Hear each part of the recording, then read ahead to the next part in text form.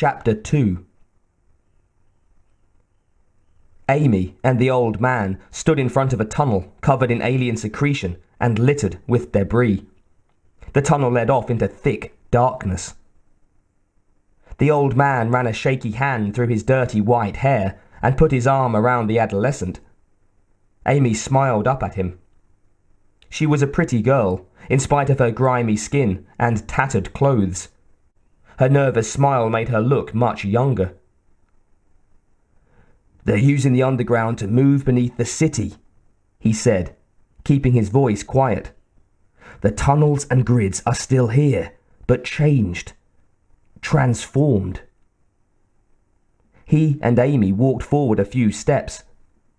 The lighting was weak. Long shadows danced and reformed beyond them as they moved through the silent cavern. The old man continued. It's difficult to be sure, but the tunnels appear to converge into a central locus, like spokes on a wheel." The dark, ropey alien construct surrounded them completely now. The walls were embedded with long dead humans, a mostly rotted arm hanging down from above, a half skull jutting out to their left. To the right was something that might have been a dog, once. Amy moved closer to the old man.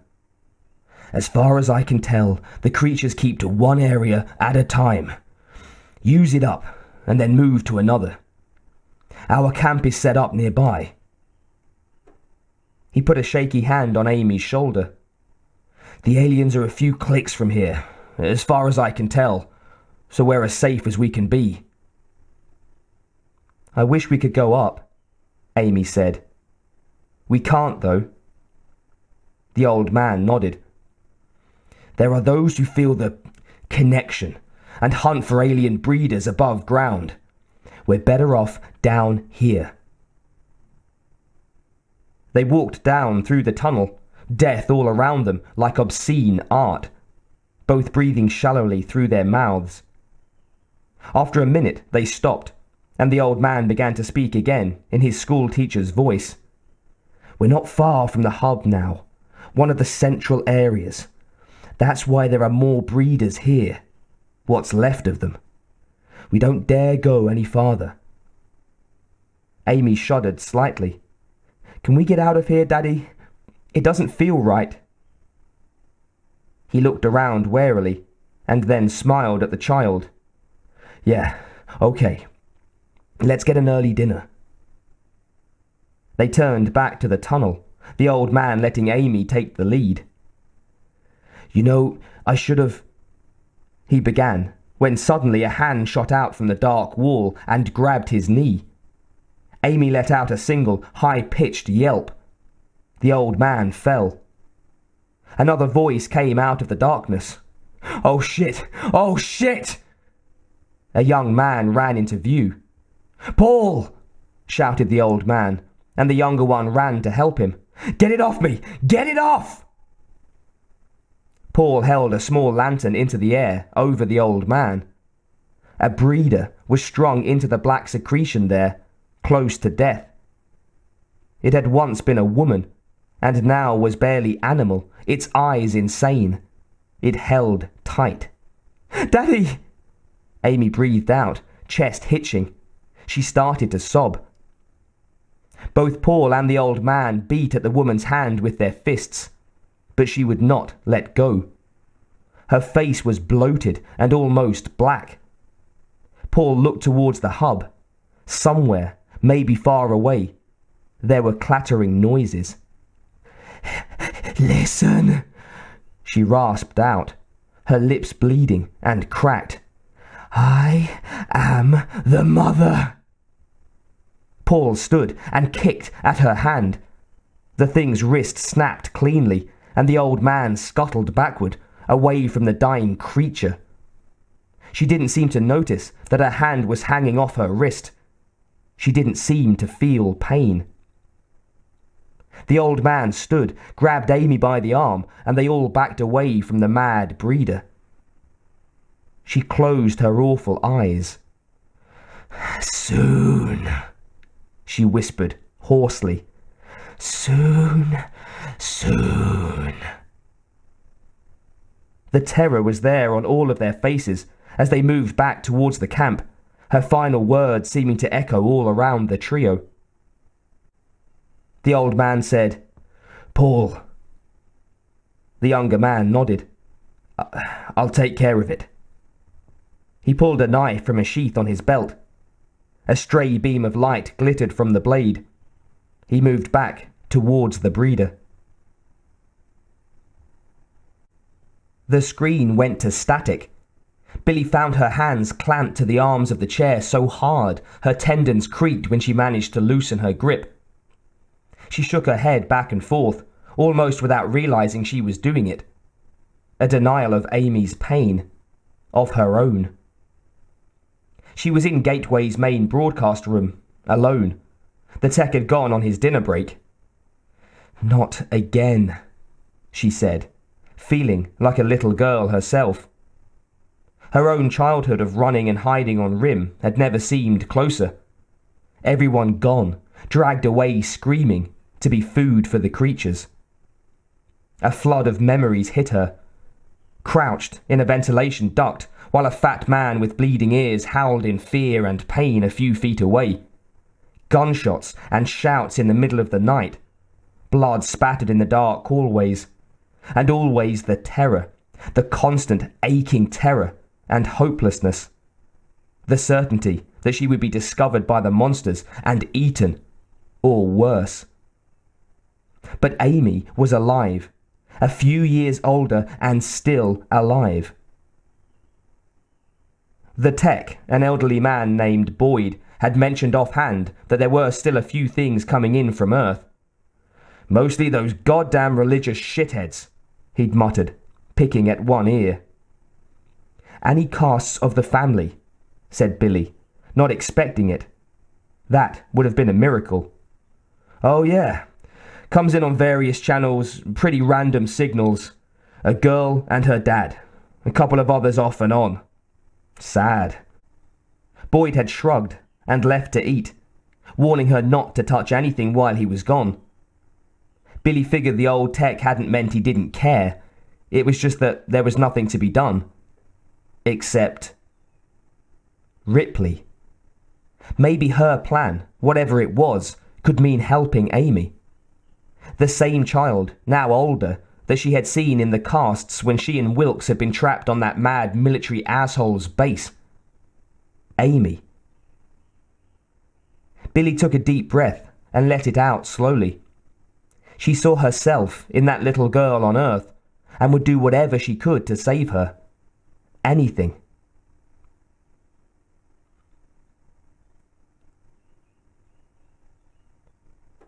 Billie was a few minutes late to the Four Sails, no doubt the sleaziest bar on Gateway, and of course the one that Wilks would come to. It was small and dark. Drinkers and chemheads sat around at tables surrounding the tiny stage near the back. According to a schedule posted on the wall, there would be an erotic dancer later. Couples and threesomes crowded into the platform, performing to pulsing music. Billie spotted Ripley by herself at a table in the corner, a pitcher of splash and a few glasses in front of her. "Wilks isn't here yet," Ripley said, pouring pale straw-coloured liquid into one of the glasses. "Drink?" "Yeah, thanks," said Billie. She took the glass. She swallowed half of its contents before setting it down. Ripley raised an eyebrow. "Hard day?" "Some of my past catching up to me. There's a family on Earth that sends broadcasts out. I first saw them on Spears' planetoid. One of them is a little girl, maybe 12 or 13 now. Watching is..." Billie stopped and sipped her splash.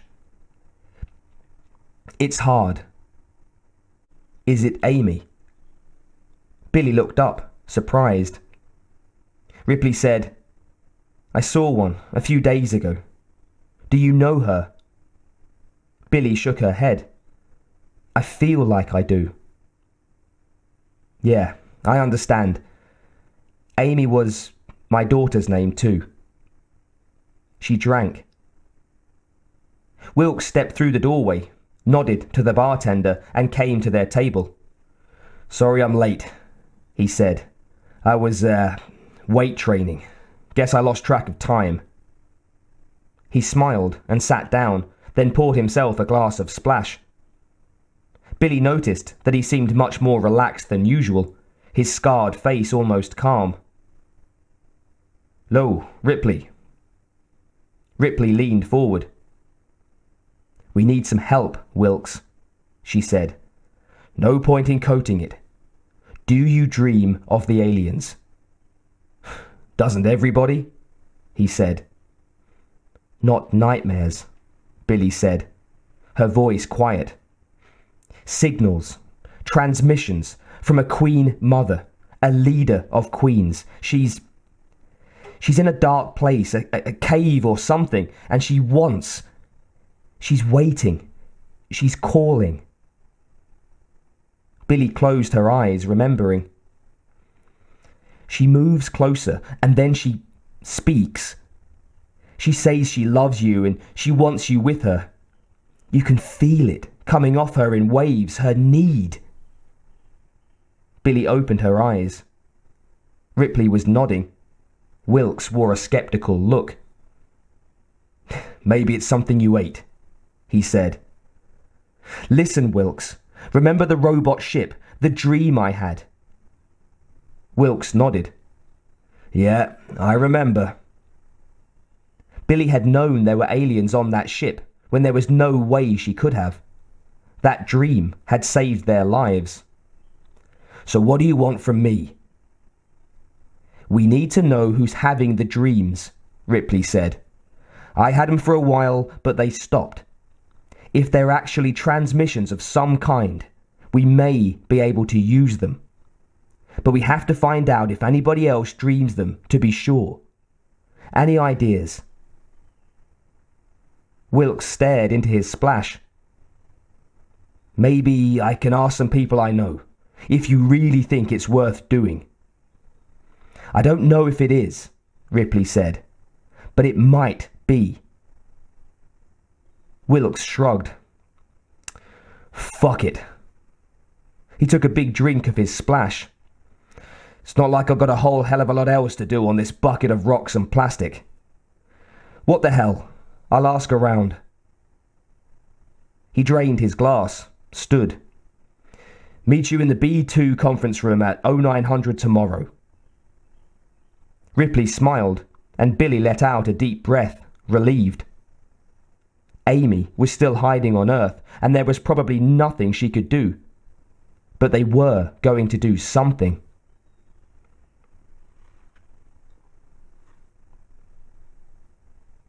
The private conference room was military access only, but it was small and rarely used, so Wilks had no trouble signing it out. Ripley and Billie stood on either side of him, in front of a small computer. He spoke as he tapped in codes. "I looked up an old friend last night, Leslie Elliott. She used to go out with this guy I trained with, till she realized she had about 50 IQ points on him. Anyway, she's a pretty good hacker, but these days she's doing basic data entry. I figured she wouldn't mind rascaling up what we needed. She even edited it.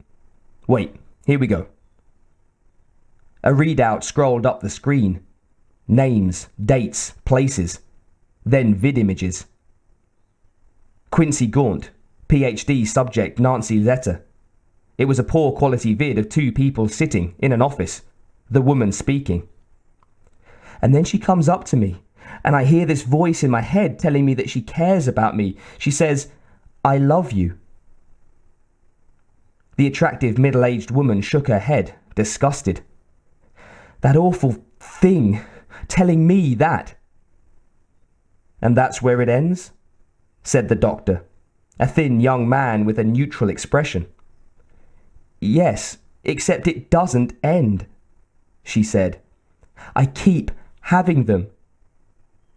Wilks pushed the button on the console. More names blipped across the screen. Another office with different people. A well-built young man squirmed nervously in a cushioned chair, while an older man looked on. It's like, I don't know, she wants me, he blurted out. Sexually? The young man coloured visibly. No, not like that, like, shit, I don't know. Like she's my mother or something. Do you dream about your mother? Said the doctor, leaning forward. Wilks hit a button. A Dr. Torchin was talking to a female lieutenant, Adcox. And you feel like she's calling you to come be with her in these dreams? Torchin said.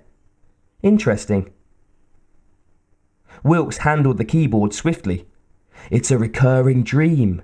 She loves me. She wants me. You say the creature is asking you to find it. It wants me to find her. She's calling me. Wilks hit the stop button, then turned to look at the two women. How many? Said Billie, her mouth dry. Not sure, said Wilks, but Les accessed a week of psych visits and she came up with 37.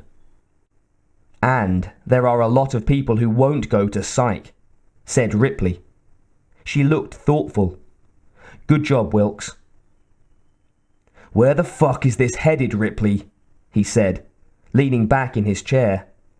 Does this mean something? That Queen Mother wants her children, said Ripley. I don't know why she wants them, but she does. The signal is for them. The drones aren't smart enough to load themselves onto starships and fly home, but if we could find her, get her to Earth. They would go to her, said Billie. Let me get this straight. This Queen of Queens is in another stellar system. Christ, you're talking faster than light transmission of this fucking call. Voodoo stuff. But what if it's true? Billie said. What if somehow the Super Queen can make that long-distance call? Think how it would work if she were here. They would head for her like lemmings, Ripley said. Gather themselves in a big bunch, all together, every one of them. Wilks wasn't the brightest guy who had ever lived, but he saw the possibilities of this scenario pretty damned fast. When he spoke, his voice was soft, but interested. We could wait until they all got collected into a big bunch, and then nuke 'em all to hell.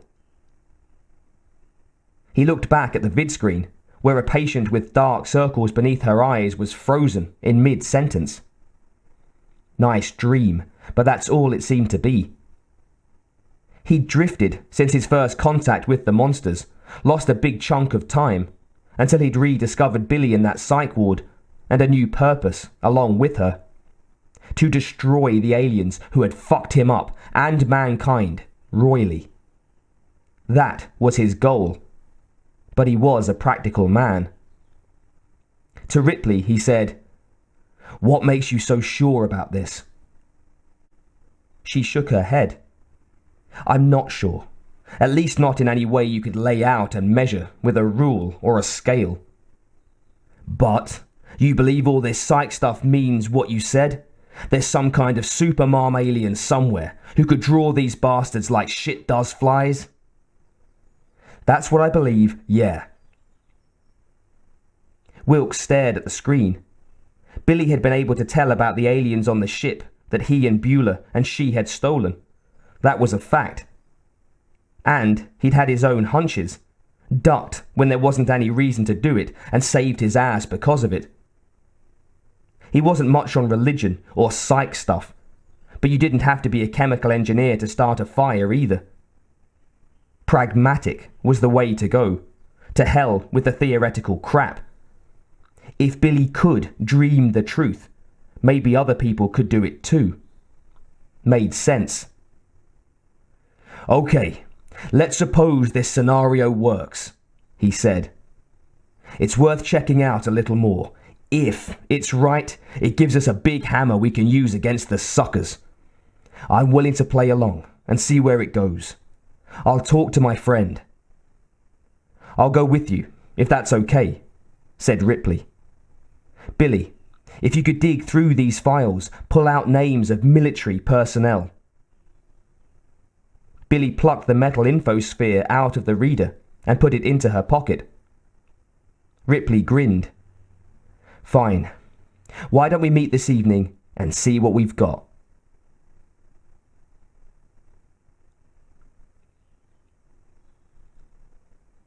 Billie walked towards her quarters quickly. It was good to be in action. Better to know that she shared her dreams with others. That she wasn't alone. Ripley was a strong woman, a leader. She turned a corner and almost ran into a Robotech adjusting a light panel.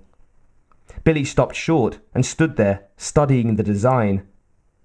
It was simple machinery, made for only a few manual tasks.